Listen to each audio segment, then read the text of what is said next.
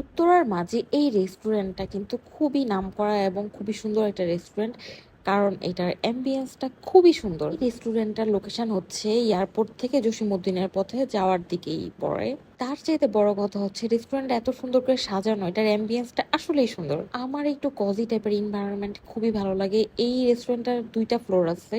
আর রেস্টুরেন্টের চারপাশে প্রচুর গাছপালা এবং এটার আলাদা স্মোকিং জোনও আছে। এই রেস্টুরেন্টের ভিতরের এনভায়রনমেন্টটাও খুব সুন্দর, একদম সাদামাটা হালকাভাবে সাজানো।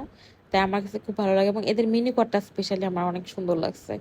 এই রেস্টুরেন্টটার যে বাইরের ভিউটা আছে, রেস্টুরেন্টের বাইরের ভিউ দিয়ে মেনু কার্ডের প্রথম পৃষ্ঠাটা সাজাইছে। আপনি যদি সি ফুড লাভার হন তাহলে কিন্তু এখান থেকে আপনি টমিয়াম সি ফুড খেতে পারেন, প্রন টেম্পুরা, তারপর হচ্ছে কালামারি ফ্রাই, এই ধরনের অনেক কিছু ছিল। সি ফুড রাইস বোল এটাও ছিল। বাট আমি সারাদিন অফিস করে এত বেশি টায়ার্ড ছিলাম, আমার মনে হয়েছে যে আমি একটু রাইস খেলে আমার এখন ভালো লাগবে। তাই আমি ওদের একটা রাইস প্লেটার নিছি। এদের এই প্লেটারটাতে ছিল ফ্রাইড রাইস, সটে ভেজিটেবল এবং চিকেন স্টেক।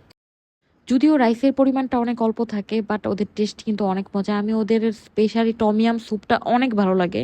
আমি এখানে আসলে প্রায়ই টমিয়াম স্যুপ খাওয়া হয়, বাট আজকে আমি খাই নাই। সব থেকে মজার কথা হচ্ছে এই রেস্টুরেন্টের ভিতরে কিন্তু খুব বেশি যে কোলাহল, খুব বেশি হাউকাউ এরকম থাকে না।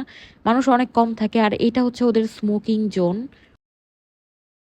এখানেও টেবিল চেয়ার ছিল, আপনি চাইলে এখানে বসে আপনি খেতে পারবেন। স্পেশালি এই জায়গাটা আমার খুব ভালো লাগছে।